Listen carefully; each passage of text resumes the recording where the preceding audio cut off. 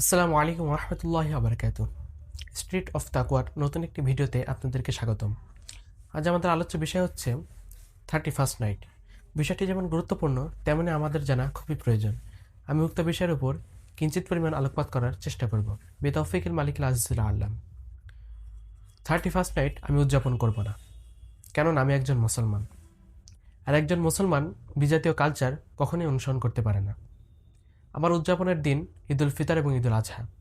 এই দুটি দিন বিশ্বনবী হযরত মুহাম্মদ মুস্তাফা সাল্লাল্লাহু আলাইহি ওয়াসাল্লাম আমাদের জন্য নির্ধারণ করেছেন। দর্শক বন্ধুরা, এখন আমাদের জানা দরকার 31st নাইটের ইতিহাস।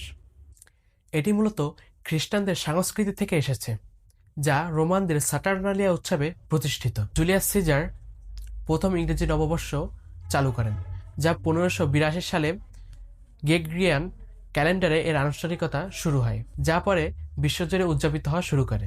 বিশেষত 2000 সালের পর থেকেই বাংলাদেশে এর ব্যাপকতা পায়, যা পশ্চিমা বিশ্বের সংস্কৃতির প্রভাবে নাচ গান ও পার্টিতে রূপ নেয়, যা ইসলাম ধর্মে সম্পূর্ণ নিষিদ্ধ। মহান রব্বুল আলামিন ঐশী গ্রন্থ আল কোরআনে সূরা আলে ইমরানের 85 নম্বর আয়াতে বলেন, ওয়ামাই ইয়াবতাগি গায়রাল ইসলামি দীনান ফালা ইউকবালু মিন ওয়া হুয়া ফিল আখিরাতি মিনাল খাসিরিন। আর যে ব্যক্তি ইসলাম ছাড়া অন্য দিন চায়, তার কাছ থেকে সেটা গ্রহণ করা হবে না এবং আখিরাতে সে ক্ষতিগ্রস্তদের অন্তর্ভুক্ত হবে। রাসূলুল্লাহ সাল্লাল্লাহু আলাইহি সাল্লাম বলেছেন, মান তাশাব্বাহা বিকওমিন ফাহুয়া মিনহুম। আর যে ব্যক্তি কোনো জাতির সাথে সামঞ্জস্য বিধান করবে, সে ব্যক্তি সে জাতির দলভুক্ত হয়ে যাবে। আমি একজন মুসলমান, আর মুসলমানের দলই আমার দল। সম্মানিত দর্শক বন্ধুরা, কোরআনের আয়াত এবং হাদিস বর্ণনার পূর্বেই আমরা 31st নাইটের ইতিহাস সম্পর্কে বর্ণনা করেছি, যাদের আমরা এটাই বুঝতে পারলাম যে 31st নাইট এটা মুসলমানদের সংস্কৃতি নয়, এটা বিজাতীয়দের সংস্কৃতি। এবং কোরআন ও হাদিস দ্বারা আমরা এটাই বুঝতে পারলাম যে বিজাতীয় সংস্কৃতি মুসলমানদের উদযাপন করার জন্য নয়।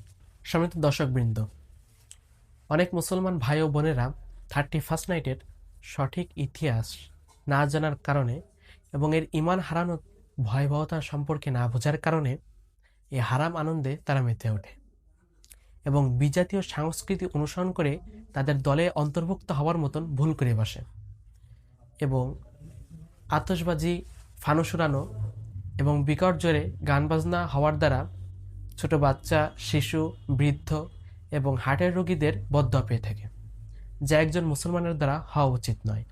হযরত আবু হুরায়রা রাদিয়াল্লাহু থেকে বর্ণিত, রাসূল সাল্লাল্লাহু আলাইহি ওয়াসাল্লাম ইরশাদ করেছেন, যার জিহ্বা ও হাত থেকে অপর মুসলমান নিরাপদে থাকে সেই প্রকৃত মুসলমান। আর মানুষ যাকে নিজেদের জাল ও মালের জন্য নিরাপদ মনে করে সেই প্রকৃত মুমিন। অতএব একজন মুসলমানের উচিত তার কোনো কাজকর্মের জন্য অপর মুসলমান কষ্ট না পায়। সম্মানিত দর্শকবৃন্দ, মানুষ ও পশু পাখির ক্ষতির কারণ না হয়ে দাঁড়ায় এবং তাদের বদদোয়া থেকে বেঁচে থাকি। ইসলাম ধর্মের পূর্ণ অনুসরণ করি, বিজাতীয় সংস্কৃতি বর্জন করি। আল্লাহ তাআলা আমাদের বিজাতীয় সংস্কৃতি বর্জন করার তৌফিক দান করেন এবং 31st নাইটের রাতে গুনাহ থেকে মুক্ত থাকার তৌফিক দান করেন।